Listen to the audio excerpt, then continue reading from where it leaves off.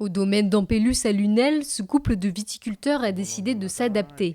La solution qu'ils ont trouvée, replanter d'anciens cépages. Et ils ont voulu faire local.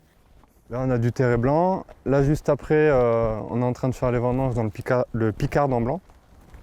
Ça, c'est un cépage blanc qui me tient particulièrement à cœur parce qu'il est vraiment bien adapté à nos terroirs. Et en plus, il était quasiment oublié. Il y a moins d'1 hectare en France, dont la moitié est ici. Donc ça permet aussi de faire revivre et puis de conserver tout ce patrimoine viticole. Du Picardant blanc, du Picpoul noir, du Morastel, des noms tombés dans l'oubli mais dont la principale qualité est de mieux résister aux étés caniculaires.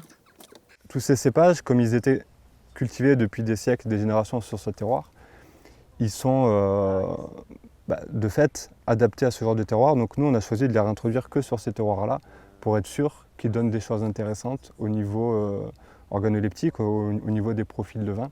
L'idée, c'est pas de planter des cépages pour planter des cépages, c'est de planter des cépages qui sont adaptés à un terroir. Au-delà du contexte climatique, planter une vigne est une décision qui engage sur l'avenir. Quand on plante une vigne, c'est généralement pour une génération, voire plus. On est un jeune domaine, on a l'intention de faire ce métier encore longtemps. Si l'on en croit le scénario le plus pessimiste selon une simulation réalisée par Sunagri, d'ici 2050, la surface des terres européennes exploitables aura diminué de 68% et la carte des vignobles pourrait en être chamboulée. Dans vos verres, davantage de vins allemands ou un Corandlais, des provenances que l'on ne soupçonnerait pas et qui pourtant seraient celles de l'avenir. Mais à l'image de ces viticulteurs français qui regorgent de solutions, le prestige du parc viticole français n'a pas encore dit son dernier mot.